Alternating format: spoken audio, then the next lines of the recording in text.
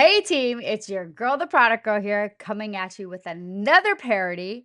I'm really curious what he is going to say about a dying company's product manager. I think we're going to be able to relate to a lot of this, so let's dive right in. Switch up the rating box randomly so that they end up clicking on the number 5 anyway.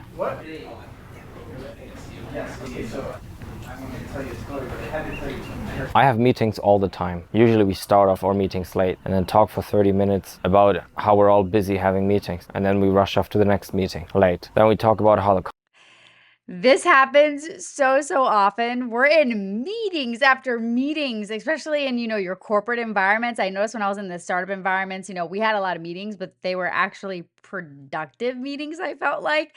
But definitely if you're in that corp enterprise settings, meetings after meetings. Yeah, so I can definitely relate to this guy right now. how the company's on fire, and then we rush to the next meeting late. It's pretty common Totally knowledge that company this on ship is going fire. to sink. We're just trying to delay it to repay our kids' college loans. We spend most of our time celebrating that we're still alive. Creates a good ground tension, like in a movie, and we're the protagonists. Our customers' happiness is always our lowest priority. Security. Okay, this is not true. We actually like our customers, but I understand where he's coming from because a lot of the times, you have to align your customers with, the business objectives of the company. So it becomes a little bit of push and pull, but we love our customers, my friend. We try to love our customers. To protect us is our highest priority. In the lunch break, we usually talk about how the company's on fire. This apocalyptic atmosphere is something you don't find in other companies. It's what keeps us alive. We're all dead inside. Every month somebody gets fired.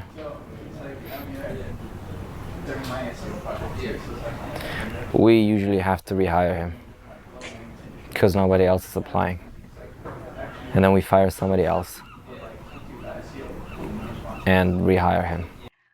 So this actually happens quite often. And I'll be honest with you, it happened to me. I was like a contractor and they laid me off and then they hired somebody else and then they came back after me. So a lot of companies tend to do this. I agree with him. Like they don't know what they're doing. Like think about what you're doing and the cost to hire. So I'm vibing with him for sure right now.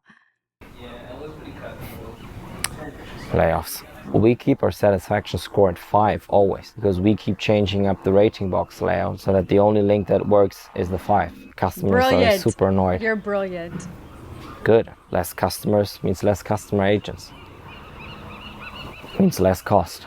At this point, any attempt of innovation is hopeless. Keep silent, keep compliant. We have a whole team dedicated to calculate fees for overdrafting your account. Technically, we're a debit system, so it shouldn't be possible. But we made it possible. We have a great legal team. Our goal is always to be above market rate, so much that it hurts. Any PR is good PR. That's all we have at this point. My current project is reduce. I'm gonna walk him back. It's funny because I heard this a long time ago where it's actually Wolf of Wall Street where it's like, there's no such thing as bad publicity. And he nailed it. And honestly, personally, if it's not good publicity, I'm not quite sure I want it. Reducing time spent on customer service. We cannot have people come back to a customer service, annoy them so that they know how bad it is. We need 100% churn. Okay, here's what we'll do. Always ask them for the customer identification number. And it's just the number we sent them when they signed up in an email years ago. Don't link it anywhere. The people who somehow magically get through this labyrinth will get to our most incompetent employee. We'll make sure she has everything she needs. A bad internet connection, horrible microphone, and a strong British accent.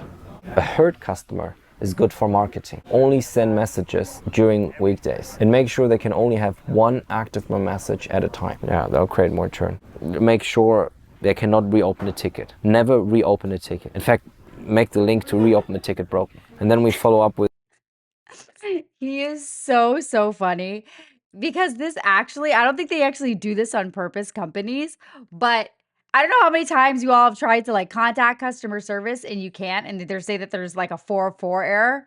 So he's just like pointing this out, and I'm kind of wondering now, like, do they make that link broken when I need to return an item and I'm trying to open more than one ticket? Something to think about. Up with, I hope we could help you. Please rate our service.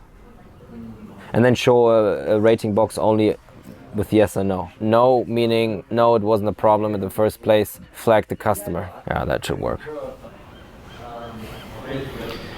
Don't use historic data. Ban all forums. And don't tell customers how their issue was resolved. Leave them confused.